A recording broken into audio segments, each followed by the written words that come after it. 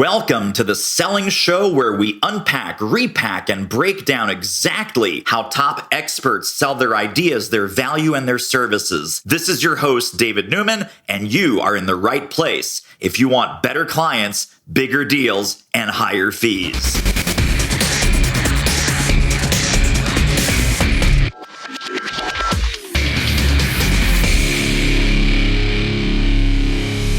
Well, my friends, I hope you are ready to reboot. I hope you are ready to reassess. I hope you are ready to reinvigorate. And most importantly, I hope you are ready to rethink the way you sell, because I've got the man, the myth, the legend, and the host of the Rethink the Way You Sell podcast, Mr. Jeff Bajorek. Jeff, welcome to the show, my friend. Good to be here, David. Thank you. So tell us a little bit about your professional journey with sales and selling and what brought you to the work that you're doing today. And then we'll start going into some of the principles of the Rethink the Way You Sell empire. Well, it's interesting that you ask about how my journey started in selling and how it led to where I am today. Those two components don't always fit for people. But in this case, my reluctance to becoming a salesman actually informs my approach today. And I'll make the story really short. Well, as short as I can possibly make it anyway. I gave 2.5 months notice at my first job at the hospital. My degree was in sports medicine, something other than business. And because of some unique circumstances, I wasn't going to continue with a new season, sports season in the fall, but I had some obligations to one of the high schools where I was contracted, and I wanted to make sure I saw those through. So I quit before the summer, but I stayed through the summer. And a colleague of mine looked at me. She said, "You ever think about selling?" And I said, "No, that's not who I am," right? Which is a common refrain. And she said, "Jeff, what are you going to do? I got you an interview, dust off your resume and meet with the guy. And how do you turn that down when someone you respect makes that kind of a recommendation?" So my reluctance to selling as I took that job where I was technically skilled but knew nothing about business led me to seeking and finding mentors who could show me what selling was really all about. And along the way, I had to challenge my sacred cows, so to speak. I had to unlearn some things that I thought were tried and true. And I realized that some of the things about me that I thought would actually hold me back in a sales role actually allowed me to excel. And so fast forward 18 plus years, and I'm helping people through the same part of their journey. Sometimes it is professionals who, sell their services to people who are just exactly like me. No, I'm not in sales. I just help people for a living. And sometimes it's people who are full-fledged salespeople, been doing this their entire career. They're doing very, very well, but because they've always done it a certain way, they don't have the ability or haven't trained their ability to stop and think about what it is they're trying to do, or to stop and think about what they're trying to accomplish so that they can think about the best way for them to actually do it. And that's where Rethink the Way You Sell comes from. Challenge those sacred cows, challenge those dogmas, challenge those stereotypes, and put yourself in the best position to succeed. Because you know this, you've been running a business for a long time, David. There's no one way to do it. And there are more ways to do it right than to do it wrong. And it's a mindset that you have to wrap your brain around. Yes. Oh my gosh, for sure. Well, so much to dig into just right there with that initial nugget. Talk to me, Jeff, about what were some of those personality traits that you thought would hold you back in sales and selling and that turned out to be an asset. I think the biggest one and the one that's, I think, most currently topical, I've been talking about this more recently on the podcast, is introversion versus extroversion, or the personality types, if you will. And I think depending on what you sell, and you think about the stereotypical Harold Hill, the music man, extrovert, beating the drum, quite literally in that case, out there shaking hands and kissing babies and the whole thing. Let me tell you all about this way I can help you. It's the greatest thing since sliced tomatoes. And in some ways, you need to be that when you sell a direct-to-consumer product, and there's a lot of value to being that Jersey Shore pitch man or pitch woman, right? Making the product the star and just being so animated and involved and outgoing and extroverted that you can't help but be captivating. But I think as an introvert, and I'm someone who identifies as an introvert, I think when you consider B2B selling, when you consider complex selling environments, when you consider complicated problems that need solving, there's a benefit to asking questions. There's a benefit to being a great listener. There's a benefit to being more analytical. A lot of these traits that are more commonly associated with introverts. And I've never been the really outgoing type. Look, I can step into the role. You put me on a stage in front of a few hundred people, and I will own that stage for as long as I need to. And then I will quietly step off to the side and go find a place to recharge because that is what it takes, for me to be able to make that happen. But a lot of the things that introverts do really well play into their own strengths. I would rather not do all the talking. I'd rather do more of the listening. I'd rather let you lead the conversation. I would rather sit back and just try to synthesize these solutions and these suggestions that I can make that might help you solve your problem. And I can't be doing that if I feel like I have to carry the conversation all by myself. So it's not that introverts are better than extroverts or vice versa. It's that when you understand what needs to be done, when you take a look at your own strengths and your own talents, and you recognize that there are no rules, well, you can use that environment, David, to sell like you, which is going to be the best way for you to ever perform. And you really blow the lid off your own potential, and you're in a position to do great things when you leverage the situation that way.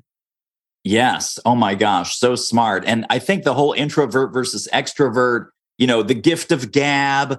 Oh, Jeff, you're so good at talking. You must be in sales. It's like, no, it's quite the opposite. It's, are you a great listener? Are you a great questioner?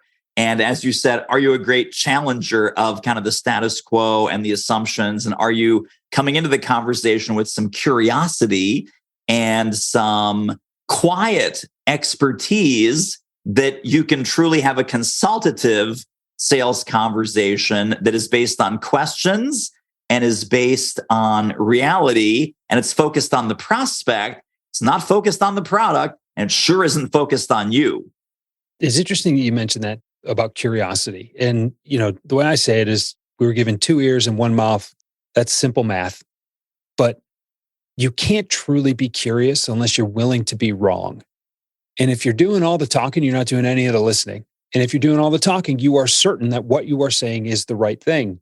And so much about good consultative selling is being willing to ask the questions that no one else has been willing to ask. Because when you ask the questions no one else will ask, you learn things that other people won't learn.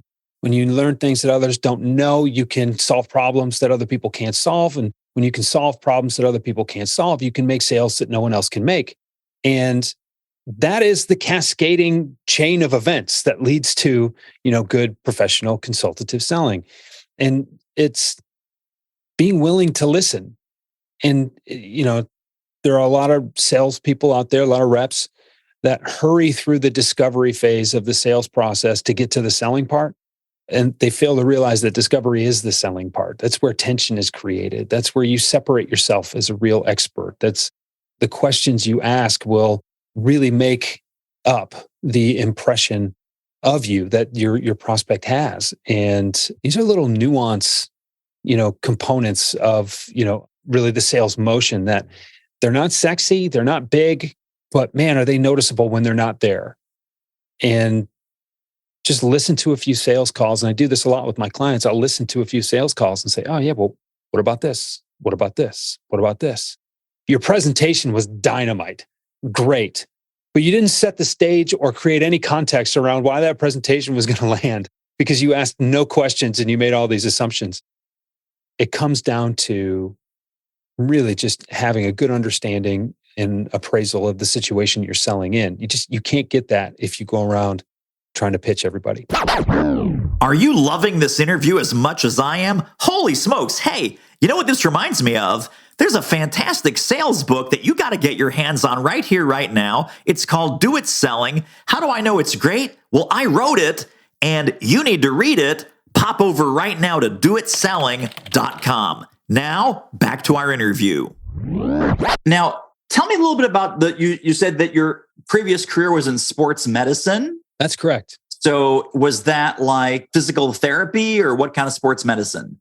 A little bit. So, the position I had with the hospital, I spent a couple of mornings a week working in a physical therapy clinic, and I spent just about every afternoon covering the athletes at a local high school. So I kind of had a hybrid role there. And, what was really interesting, I look back on it now, one of my jobs at the high school was to promote the hospital that I was working with and to capture those referrals and direct people back to our specialists and things like that. So it was kind of a sales role in itself that I didn't realize at the time. But that's exactly what I did. So, my background was in sports medicine. I've always been fascinated by that. Been an athlete myself. I think the human body is a perfect machine, and it's fascinating to dig into the way it works. So the only reason I ever even considered stepping into a sales role was because I was going to be selling in the medical device world to orthopedic surgeons and other orthopedic professionals. And so it just seemed like a different way this is actually the way I sold myself on it. I reframed it as a different way to serve the patient population. How And about that? highly rewarding, especially as I moved into more surgical implants and you see people coming in with deformities or just really misaligned legs. And I sold total knees, and you see people come in with a crooked leg and walking out, not walking out, but at the end of that surgery, having a straight, really well functioning, leg again. And you think about the quality of life increases and things. It was one of the most rewarding things I've ever done, realizing that I had a hand in that. And so tying my sales career to a greater purpose was really what got me interested, and then ultimately what kept me interested in it. Because it's not listen, David, the selling's not the easiest thing to just pick up. Yes. So that's a fantastic analogy and connection between those two things. But I was also thinking that just like with sports medicine, the sales process, there's 4 parts: diagnosis, very important, prescription, treatment, outcome. And seeing that sort of diagnostic, prescriptive treatment, and then, like you said, person is now, whatever sports injury they had is totally healed, whatever problem they had, or not deformity, but decay, right? Like in their knees, like, oh my God, knee replacement, totally amazing, totally transformational. That we look at the outcome, right? Fully healed, fully recovered, fully capable. We look at them coming into the office for their initial visit, and you see the outcome because you've done this hundreds or thousands of times with other patients. And that drives your certainty that I know I can help you with that knee replacement. I know I can help you with that injury because I've helped hundreds or thousands of people. And I now see the outcome and how great they're doing. You're coming to me a little bit skeptical, a little bit in pain, a little bit, gosh, I don't know if this is going to work. How much is it going to cost? And so your certainty can sometimes drive that sales conversation. Not that you're going to push them or force them into a decision, but you are going to pull them with your certainty into that initial diagnostic and then prescriptive and then treatment sort of cycle. That certainty is what I refer to as belief. And belief is more than just confidence. Belief is confidence along with the alignment that you're doing the right things for the right people, the right ways for the right reasons. And that is so helpful. It's really necessary in order to do any reasonable job selling, right? People ask me, can I sell something if I don't really believe in it? Yeah, you can go through the motions, but you'll only get mediocre results unless you're willing to sell something that you fully believe in, that is tied to some non-monetary benefit as well as the monetary benefit. I'm not against anybody making money, but until you are selling with a greater purpose involved, you're not going to be able to do your best work. There will always be something holding you back. And I like the word certainty that you use there. I know this is going to work, and I know this can work. There are a lot of variables that might get in between, some of them out of our control, that will determine whether or not it will in this situation. And let's acknowledge the risks of moving forward. But if things move forward in a way I know they can, and if we put ourselves in position, me as the seller, you as the prospective client, to make sure that those things are allowed to happen, I'm reasonably certain that you're going to be in a much better spot after we go through this process than you are right now. And that belief is what you have to take into every sales call. The sale begins and ends with belief. You believe you can make it the first time, and then you believe you can do it again. And if it's not there, that to me is the biggest root of sales problems that there are at the individual level and at the team level. If you don't believe you can, then you're kind of hosed, David. I mean, all the playbooks, all the coaching, all the tips, all the YouTube videos, all the podcasts in the world are not going to help you if you don't believe you can do it. It starts and ends with that belief, right? Mm-hmm. I love that. Talk to me a little bit about the mentors that in the early days, that there were some role models, there were some mentors, there were some maybe sales figures that you really respected and followed. What was that process like? Take us back to young Jeff. What was going through his mind as he started to model excellence from some of these role models? Well, the first real mentor I had, I'm not allowed to say his name. He never agreed to come on my podcast. And so I decided that I would call him he who shall not be named until he comes on my podcast. He has since retired and he chuckles a little bit every time he hears that. So I'm not going to actually say his real name, but it was a crucial time in my sales career. I was almost a year in, really lost.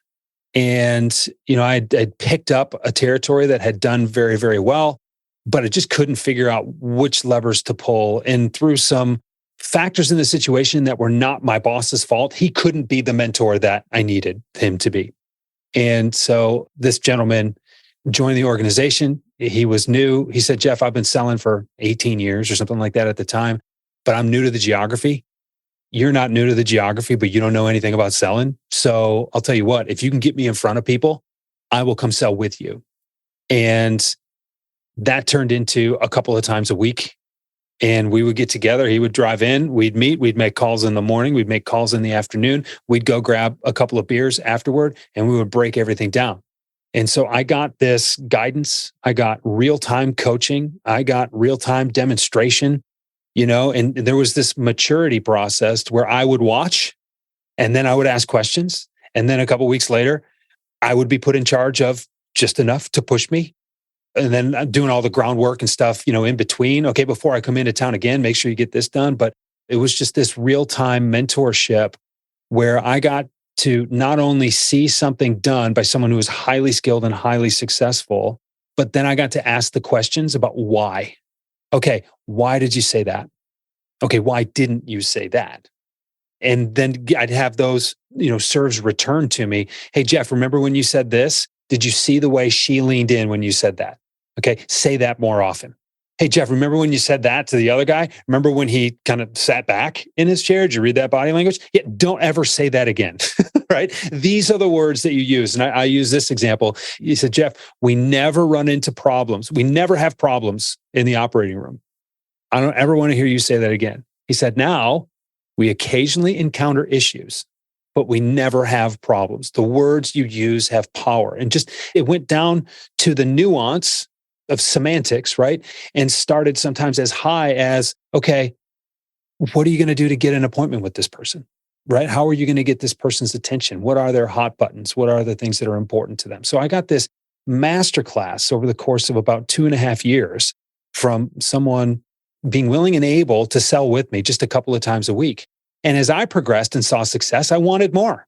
And then as I succeeded at higher levels, I got higher levels of insight. And, we went to the sales meetings and the conventions, and we sold inside the organization. We sold outside the organization. It was really a brilliant opportunity. And I remember those times very, very fondly. So he was probably the first mentor I had. I had sought mentors elsewhere. Jeffrey Gitomer is a mutual colleague of ours. And Jeffrey was someone that I read those books early, and they really resonated with me. I got a chance once I left the medical device world to work alongside him fairly closely, building out the advisor program. And he was just generous, very, very generous with his time, very generous with his expertise as well. And I think what meant as much to me as that generosity in his mentorship was also the recognition that I deserved it. And you go back to certainty and you go back to belief. There's nothing less certain than I think I'm going to start a business for myself. It should work, right? The grimace for those who can't see us right now. I mean, one of the first times I ever met him was in a seminar, and he came up to me during a break and he just looked at me and he said, "You get it." And I still get a tingly feeling, when I hear that or when I think about that, because here's someone who's reached the top of the mountain as far as book sales and speaker hall of fame and, all these other things, saying that, yeah, I get it. Wow, how cool is that? You don't know until someone tells you sometimes, right? So I would certainly count him as another mentor. Mike Weinberg's been a great friend and a mentor to me in more ways than he might know, but just someone that recognizes you and pulls you aside and says, I really like what you're doing. Keep doing it. Do more of it. How can I help? And, he's been so kind and generous again, too, to say, hey, I need some help and I trust the work that you're doing. Can we tackle this project together? I guess all that's left for me, David, is to write a best-selling book like those guys, a timeless bestseller, no pressure. Yeah, let's get busy on that, dude. Come on, start typing. Yeah, I've been typing for 7 years. It's all there. It's all about compiling now. So talking about Weinberg, I think this is a Weinberg-ism, and you might know better than me. This is in New Sales Simplified. Mm-hmm. He talks about prospecting. And he says, because new sales is about new sales, right? Prospecting, not going back to old customers, but generating new business from new people.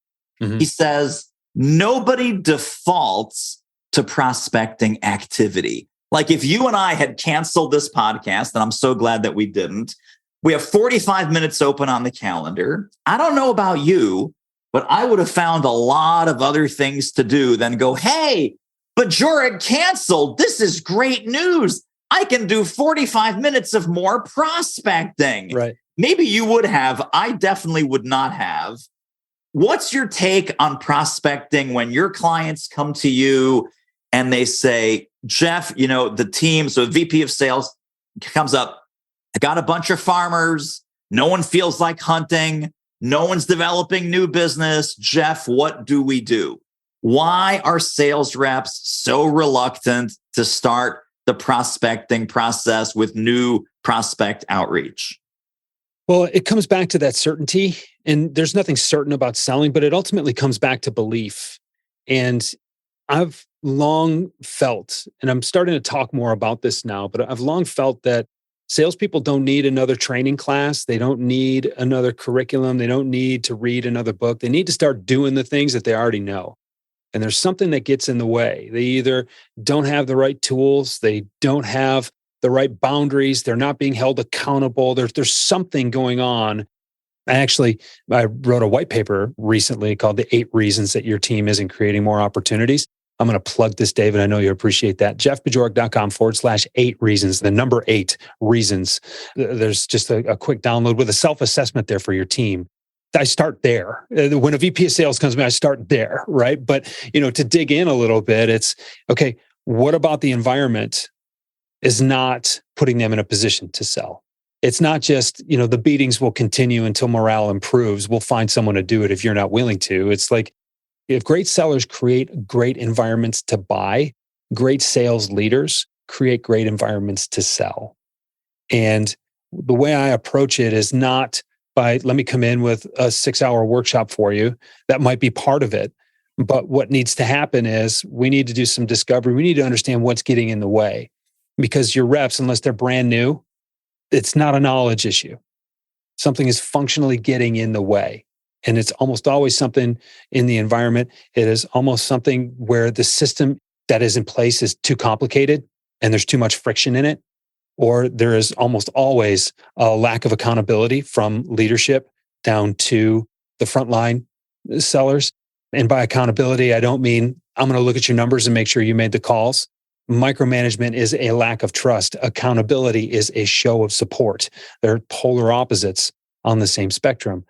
And we really have to talk to the reps and see where they feel they're being let down. So that's a loaded question, David. When someone says, I got a bunch of farmers and no one's hunting, well, maybe they're the wrong salespeople, because there's only so much that you can expect one personality type to do, in another way. But I think if we reset the horizon a little bit and we say, look, I'm not going to tell you, David, how you need to do it. I'm going to say, we need, I don't know, $10,000 in new business this month. I'm going to give you full latitude to do it however you want. But if you're telling me that if you've been given that latitude, you can pull this off, then why don't we circle back in 30 days and see if you actually did it? I say there are 3 agreements that every sales team needs to make with themselves, right? Between the leaders and the teammates. One is the sales process. What has to happen? Okay. Secondly is that methodology, which is going to be individual to every sales rep. You're going to sell differently than I am, David, and that's fine. So long as we know that what we're doing is from a method standpoint is going to get us the results that we need as measured by the process. Okay. And the third agreement is that we're going to hold each other accountable in between, right? So we have the process. That is the science of selling. That's what needs to happen. We have our methods. That's the art of selling and gives you the latitude to do it the way you want. And that third agreement in the middle is that the methods are going to lead to the results that we need. If we do that, and normally 2 of those 3 are missing. Sometimes all 3 are missing, but normally 2 of those 3 agreements are missing. And so that's where I typically start is, who's holding people accountable? What are they doing? And what do they think they need to do? And so that request leads to a bunch of questions usually. Holy smokes, so much value in this episode. Listen, if you are loving what you're hearing, feel free to download, subscribe, tell a friend, leave a review on Apple Podcasts or wherever you're listening to The Selling Show. Now, back to the interview. Now, if we are solo experts like you, like me, where the sales manager and the salesperson happen to embody the same human being and the same brain cells, what would be some structures that we could put as sales manager and salesperson, both sitting in the same chair? What could we do to motivate ourselves like a good sales manager would motivate a team or create an environment where prospecting is measured and valued and trained? Are there some things that we can do for ourselves if we're a company of one, maybe translated from your work with the teams and with the leaders? I think first and foremost, you have to recognize how important it is. And once you recognize how important it is, it frames the rest of the conversation. The business doesn't exist without revenue coming in. Everybody knows that. Everybody knows that hope is not a strategy. So kneeling next to your bed, palms pressed in the morning and before bedtime, there's only so much value to that. You need to actually put the work in. If you really don't want to do it and your business is in a position where you can afford to hire it out, by all means, go ahead and do it. Right? Leaning on marketing and inbound leads coming in. Everybody wants inbound leads. And if you have enough, then great. Do whatever you need to do to keep that flywheel spinning. But what's really interesting now, particularly since the marketplace is so flooded with content and it's harder and harder to stand out, most of what you see is outbound efforts that are essentially, triggering inbound leads. So I'm gonna knock on your door, David. I'm gonna put my content in front of you, and I'm gonna plant that seed, and then I'm gonna nurture it a little bit, and then hopefully 6 weeks, 6 months later, you call me and say, I was thinking about that thing that you gave me, and I think you might be able to help. Is that outbound or is that inbound? I don't think it matters, right? You can tell yourself whatever you want. It's like arguing the temperature of a call. Was it cold? No, it was warm because I talked to him before. Were they expecting you to call? Does it matter, right? Like we're arguing the wrong details here. Yeah. But when you realize how important it is, you can take the eat the frog approach and just say, well, I'm going to do it come hell or high water because it needs to be done. Okay. I think one of the things that is really helpful is reframing it for people. A sales call is a productive conversation about a problem worth solving. Period. End. Who doesn't like to have conversations about problems that they like to solve? Can you start more of those conversations? And what are the ways that you can start those conversations? And now it's my job not to make 20 cold calls a week, not to even book 5 meetings a week. I don't know, 10, pick a number, whatever number works for you. Try 10. Maybe it needs to be 20. Maybe after a while, it only needs to be 5. The number right off the top doesn't matter, but pick X number of productive conversations around problems we're solving that you can have. And as a consultant, as an expert, as that solo practitioner who just understands the ins and outs and nuances of very important problems we're solving, you're going to find yourself not being able to help yourself, but to make recommendations. David, if you know that you put yourself in these positions, you do this very well. You put yourself in these positions, you're just casually chatting over something, and then it leads to another thing. And then all of a sudden you're like, you know what you might want to try is this. If I can help you with it later, let me know. But let me make this recommendation. Like that works really well for someone in a solo business. It does not need to be complicated. And it's funny, we'll go back to Weinberg. I can't say the word simple and not feel guilty. He's got the market cornered on simplified, right? So I have to take the other route and I have to say, well, it doesn't have to be complicated. Nice, exactly. But it's the same concept. Right. Right? It's like, this does not have to be a chore. If you can put yourself in position to succeed, if you're a solo practitioner, so to speak, chances are you're very passionate about what you do, which is what led you to this position. Put yourself in position to have passionate conversations. A lot of good things are going to happen. But the biggest roadblock is that lack of belief that I'm afraid I'm going to do it wrong. That, well, what would David say or what would Jeff say? Doesn't matter what either one of us would say. You never sell better than when you sell like you. Sit down, think about the problems you solve. Think about the people who have those problems and find a way to have a cup of coffee with a few people every week that might be interested in talking about solving those problems. It's pretty straightforward. It does not have to be as hard as people are making it, right? We tend to over-complexify, over-analyze, over-paralyze ourselves into talking ourselves out of those very simple invitations to a very simple conversation that if you do it with the right people, like you said, Jeff, they are hungry to talk about their problems. They're hungry to tap into your wisdom and get some input and some direction. If that ends up in a sales conversation now, great. Ends up in a sales conversation later, fantastic. Ends up in a sales conversation never, but it might end up in a referral. It might end up in an introduction. It might end up in an invitation to speak at their industry conference. It could end up lots of places. And all we have to do is send enough invitations to conversations to get the wheel going. Conversations lead to sales. Conversations lead to sales. And boom. You don't need to force any of that progression. Yeah. It sure helps to be aware of the progression.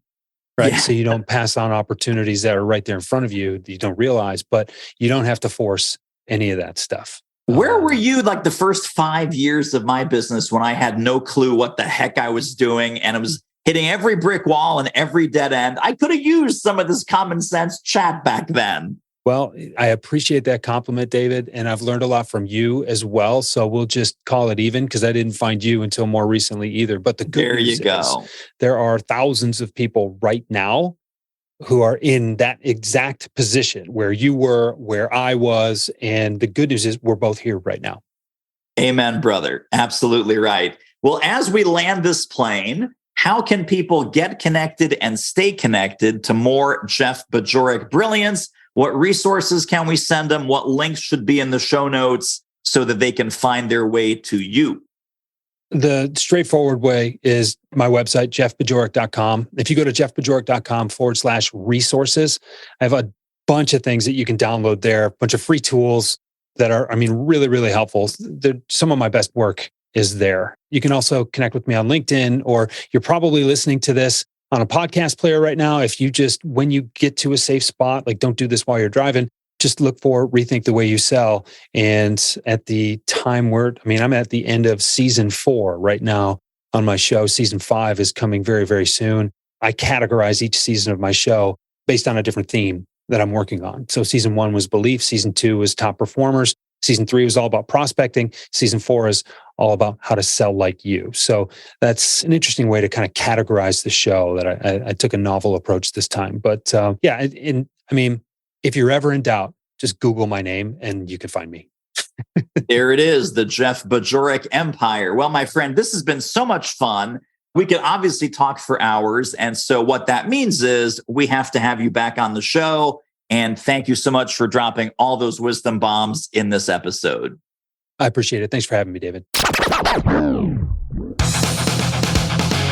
And that wraps up another episode of The Selling Show. Hey, tell you what, if you like us, rate us and review us on Apple Podcasts, subscribe, tell a friend, go grab the notes and downloads and extras at thesellingshow.com. See you next time.